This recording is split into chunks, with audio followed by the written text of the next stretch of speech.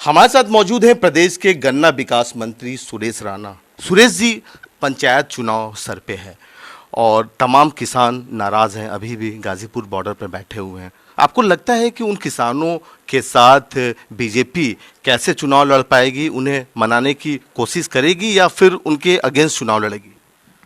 देश के यशस्वी प्रधानमंत्री आदरणीय श्री नरेंद्र मोदी जी ने पिछले 6 वर्षों में किसानों के लिए ऐतिहासिक काम किया है।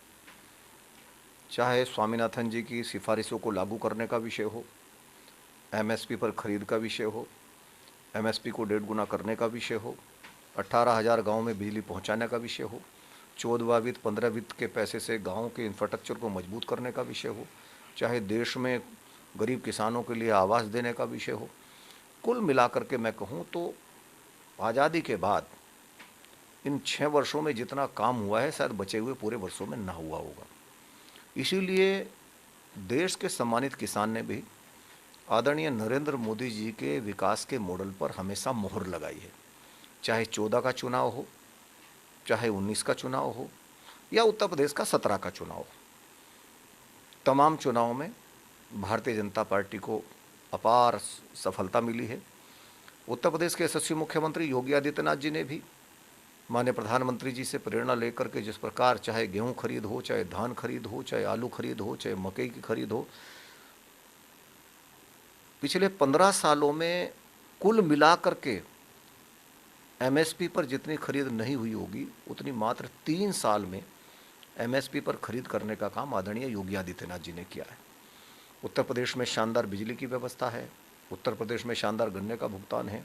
जितना वो 5 साल में समाजवादी पार्टी की सरकार ने 95,000 करोड़ रुपए का गन्ने का भुगतान कराया था पूरे उत्तर प्रदेश के अंदर, आज योगी सरकार ने उत्तर प्रदेश में 3 वर्षों में 1.25 लाख करोड़ रुपए का गन्ने का भुगतान कराया है। लेकिन फिर भी किसान नाराज हैं, गन्ना किसान नाराज हैं। किसान हमारे परिवार के हिस्से हैं, भारतीय जनता पार्टी के एजेंडे में किसान हैं और मैं गारंटी से बात कह सकता हूं कि आदरणीय मोदी जी और आदरणीय योगी जी के विकास के मॉडल के साथ किसान कदम से कदम मिला करके मजबूती के साथ खड़ा है। जहां तक हमारे जो कृषि सुधार विधेयक आए हैं उस पर भी लगातार भारतीय जनता पार्टी के द्वारा, माननीय कृषि मंत्री जी के द्वारा, माननीय गृह मंत्री जी के द्वारा स्वयं इनिशिएटिव लिया गया, बातचीत की गई है और सदैव भारतीय जनता पार्टी संवाद में विश्वास करती है। किसानों से लगातार संवाद भारतीय जनता पार्टी ने किया है और निश्चित रूप से मैं अभी भी, यदि कुछ किसान भाई ऐसे हैं जिनके मन में ये है कि कहीं ना किसी विषय को स्पष्टता नहीं है, मैं निश्चित रूप से उनसे भी अनुरोध करूंगा कि लगातार आदरणीय नड्डा जी के द्वारा, आदरणीय हमारे कृषि मंत्री जी के द्वारा लगातार कहा गया है कि संवाद के रास्ते भारतीय जनता पार्टी के लिए खुले हैं। लेकिन उत्तर प्रदेश के यदि पंचायत चुनाव की आप बात करो तो चाहे उपचुनाव को आप देखें, उपचुनाव में क्या परिणाम आया, पंचायत चुनाव में भी एक तरफा भारतीय जनता पार्टी चुनाव जीतेगी। उत्तर प्रदेश और देश दुनिया की खबरों के लिए आप हमारा YouTube चैनल भारत समाचार जरूर सब्सक्राइब कीजिए।